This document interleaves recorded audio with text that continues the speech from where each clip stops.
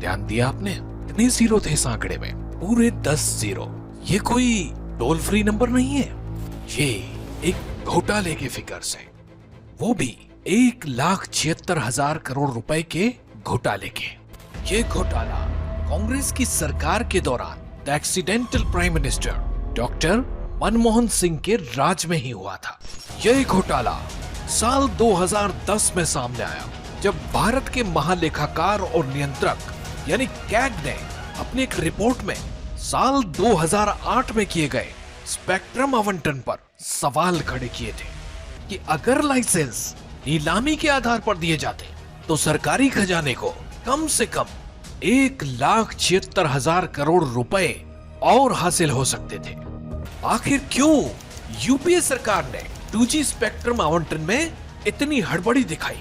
आखिर क्यों यूपीए सरकार ने नीलामी प्रक्रिया नहीं अपनाई? आखिर क्यों यूपीए सरकार ने पहले आओ पहले पाओ की तर्ज पर लाइसेंस जारी करने का निर्णय लिया? आखिर क्यों आवेदन की अंतिम तारीख निर्धारित तिथि से पहले कर दी गई? आखिर क्यों आवेदन के समय पात्रता मानकों को पूरा नहीं करने वाली कंपनियों को लाइसेंस जारी किए गए?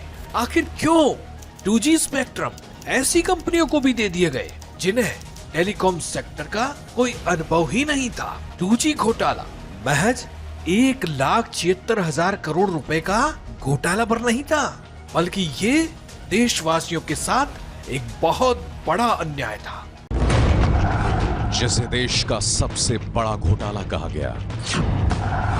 वो 2G घोटाला कभी हुआ ही नहीं। सीबीआई अदालत से छूट गए सभी 17 आरोपी। 2G मोबाइल नेटवर्क बांटने में नहीं हुई गड़बड़ी। 1.76 लाख करोड़ का घोटाला सिर्फ हवा हवाई था। जो 2G मामले में वर्डिक्ट आया है, कांग्रेस का नेतृत्व ऐसे वक्तव्य दे रहा है जैसे कोई सम्मान पत्र उसको मिल गया हो। इन्होंने प्रिजम्पटिव लॉस की थ्योरी देकर कह दिया कि 1,76,000 का नुकसान हुआ। नुकसान तो कुछ हुआ भी नहीं।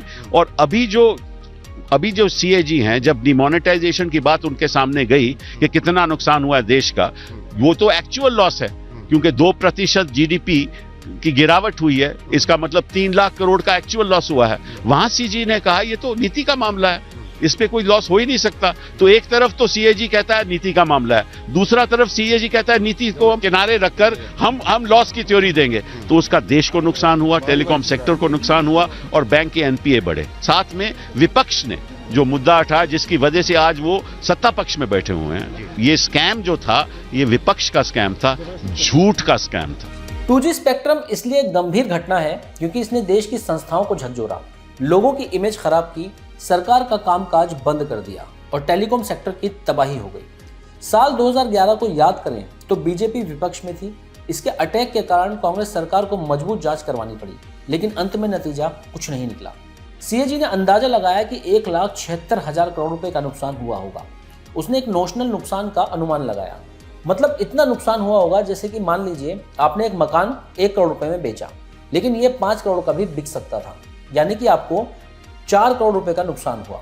अगर पॉलिसी गलत थी तो पार्लियामेंट में इसका फैसला होना था। CBI अदालत गई तो सुप्रीम कोर्ट ने जिन कंपनियों को टेलीकॉम के 2G स्पेक्ट्रम के लाइसेंस दिए थे, उन्हें रद्द करने की घोषणा कर दी। इसका नतीजा ये हुआ कि इन कंपनियों में बैंकों का पैसा फंस गया, जो कि इन्होंने इस लाइसेंस के आधार पर लोन लिया था। बैंक अपना पैसा नहीं वसूल कर पाया तो वो NPA में फंस गए। उन NPA में फंसे बैंकों को सरकार अब पैसा दे रही है।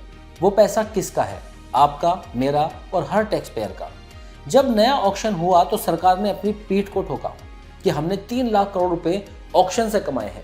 रेवेन्यू मैक्सिमाइज करने के लिए उपभोक्ताओं के लिए सर्विस महंगी की। टेलीकॉम कंपनियां बर्बाद हो गई। नतीजा, आज के दिन टेलीकॉम इंडस्ट्री में सिर्फ 3 कंपनियां बची हैं, एयरटेल, जियो और वोडाफोन। समय बीता और साल 2011 से 2017 आ गया, जब CBI को मुंह की खानी पड़ी। कोर्ट का आदेश आया कि 2G स्कैम कोई स्कैम था ही नहीं और सब आरोपी बरी हो गए। राजनेता अच्छी तरह जानते हैं कि देश की जनता को आर्थिक विषयों में कोई ज्यादा रुचि नहीं है, क्योंकि वो जटिल होते हैं। वो अक्सर कुछ मुद्दे अपने निजी और राजनीतिक स्वार्थ के लिए उठाते हैं और पॉलिटिकल प्रोपेगेंडा करते हैं। अगले चुनाव से पहले हमें और आपको इसे रोकने के तरीके ढूंढने होंगे ताकि भविष्य में पॉलिटिकल क्लास का ऐसा कोई गैर जिम्मेदाराना व्यवहार ना देखने को मिले, क्योंकि इसमें नुकसान केवल देश और आम जनता का है।